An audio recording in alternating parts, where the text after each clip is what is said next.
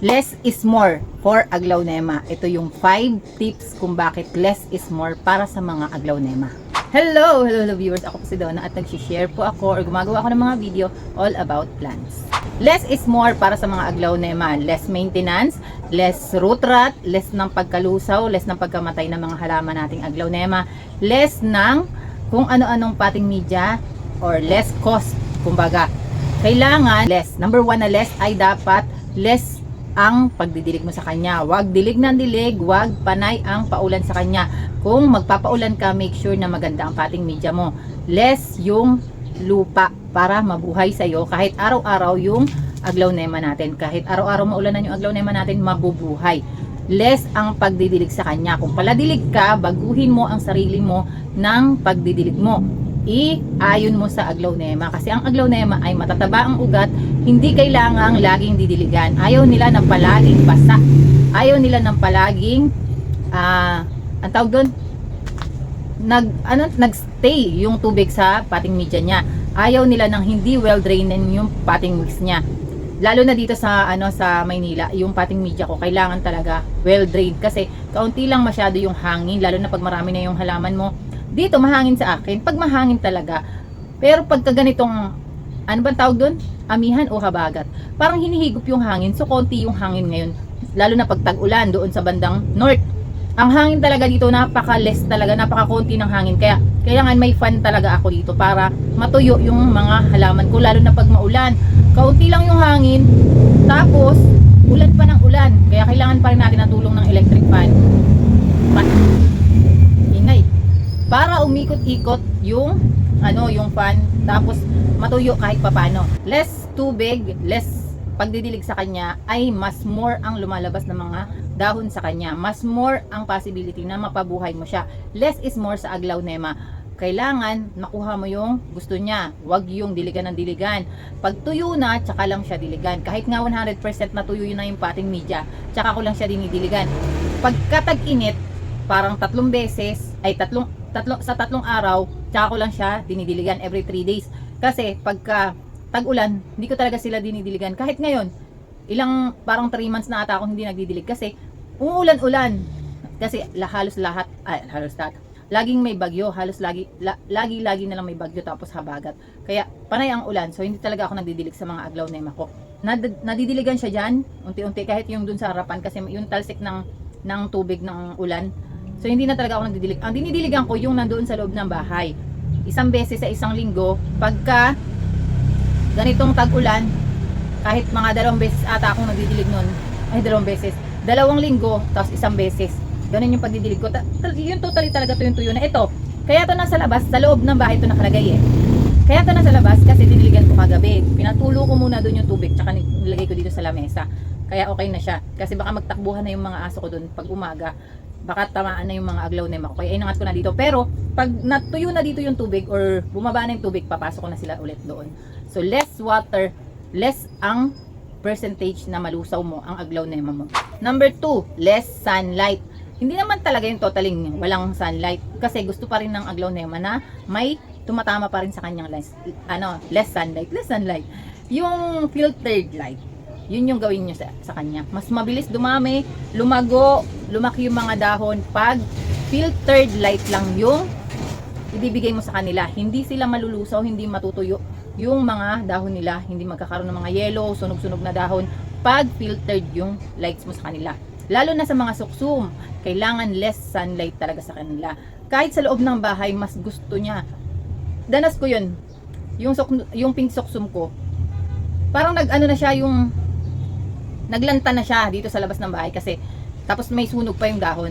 Naglanta na siya. Hindi naman siya overwater. Siguro yung init dito sa labas ay nahigop niya talaga or niya talaga yung dahon niya. Nagbagsak ganyan. Wala na akong picture nun eh. Tapos pinasok ko sa loob ng bahay, parang 2 weeks ata yun siya doon. Aba, gumanda. Unti-unti siyang umaangat. Less sunlight para sa mga suksum.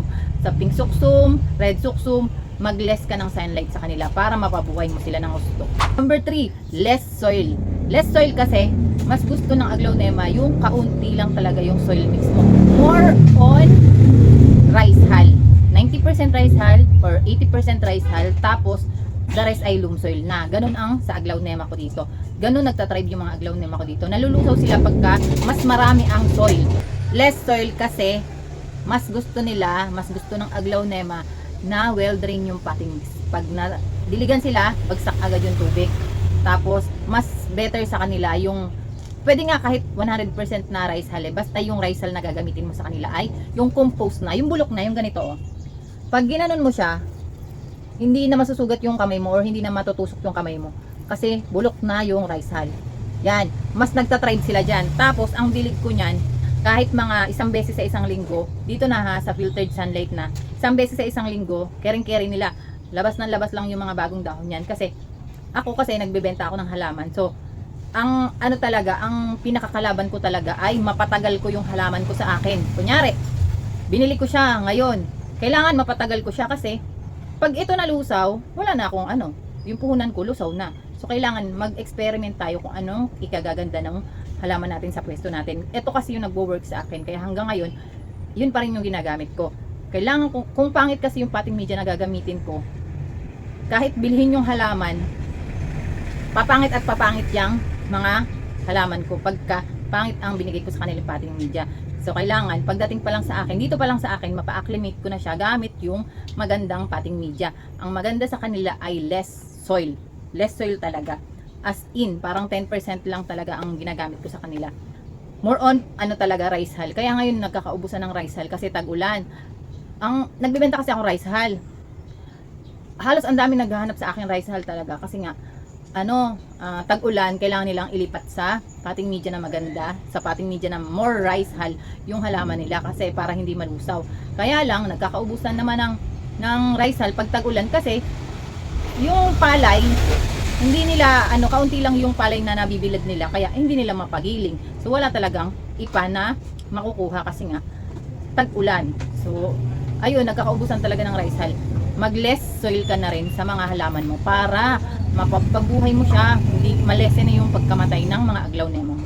Number 4, less fertilizer. Less fertilizer kasi ang aglaw, hindi sila ganun katakaw sa fertilizer. Pag na-over-fertilize mo sila, nagpuputukan yung mga dahon nila, nagpuputukan yung mga ugat nila. Less sila sa fertilizer kasi yung mga variegation yan, yung mga red na yan, lalabas at lalabas pa rin yan kahit hindi mo sila lagyan ng fertilizer. Yung mga pink na dahon na yan, lalabas at lalabas na pink yan kahit hindi mo sila lagyan ng fertilizer. Unlike sa mga ganito, sa mga ganyan, to, pagka hindi mo sila binigyan ng magandang araw or sunlight, hindi mo sila binigyan ng magandang fertilizer na pang yung mahal na fertilizer, mga Maxicoat, ganyan, pang variegated. Siyempre pag pang variegated, mas mahal yung fertilizer. Mas nawawala yung variegation nila. Unlike dito sa mga aglaw, less talaga yung fertilizer na binibigay ko sa kanila. Kahit 3 buwan na, hindi pa nauubos yung fertilizer dito. Every 3 months ko sila nilalagyan ng fertilizer. Pag meron pa, hindi ko muna nilalagyan. Or pagka nagtag-ulan talaga, kasi maganda naman yung yung tubig ng ulan, hindi ko na sila nilalagyan ng fertilizer. Pag natitripan ko na lang siya, nalalagyan dito ng fertilizers or isprehan ng fertilizer, mga foliar, dito sa mga dahon, sa ilalim ng dahon, dun ko sila nilalagyan. Pero less talaga ang gusto nila. Hindi nila gusto yung laging fertilizer, monthly may fertilizer, ganyan. Yung walang pahinga sa fertilizer, lalo na pagka maliit pa lang yung paso at kaunti pa lang yung mga ugat nila. Huwag nyo lagyan ng fertilizer kasi yun pa ang ikamamatay ng mga ugat ng aglaonema natin. Number 5 ay less repat. Less repat kasi hindi mo sila kailangan palitan ng paso. Ang aglaonema, kahit nag-over na dyan or madami na nag-root bound na yan dyan, hindi pa yan maglalagas, mamamatay. Pag talagang totally wala na sila makuhang potting media or vitamins sa potting media, dun lang sila nagdidilaw yung dahon. Less sila sa repat kasi up to 2 years, hindi pa sila nang hihingi ng paso or nagpapapalit ng paso kasi hindi sila ganun kabilis dumaming mga ugat nila. Nagtatabaan yung mga ugat nila. Makikita mo naman pag super root bound na, may mga babies na dyan natutusukan. May mga babies na naglalabasan. Tapos pag inanon mo, hindi mo na tawag doon, hindi na nalalaglag, ganyan. Less sila sa pagre-repat kasi hindi mo kailangan, maganda nga sila kasi hindi mo na kailangan palitan ng paso. Tapos mas maganda rin sa aglaonema ang hindi kinakalkal yung potting media. Kasi pag naputol mo yung ugat, dun pa nagkakaroon ng root rot. So sayang. Mas maganda After 2 years, tsaka mo lang sila palitan ng potting media. Pag pangit yung potting media, katulad ng sphagnum moss, tapos sa labas mo sila ilalagay, dun mo lang palitan. Pero yung kunyari, maganda na yung potting media, huwag mo na silang palitan ng palitan para mas gumanda sila. Tsaka mo lang sila palitan pagka may mga babies na, may mga, yung mga ugat nila ay kaunti na talaga or maliit na dun sa paso niya, tsaka mo lang palitan. Super less talaga dito sa aglaonema. Marami akong video all about sa pag-aalaga ng aglaonema. Kung gusto mo mapaganda ang aglaonema mo, ayan, click mo yung video na yan.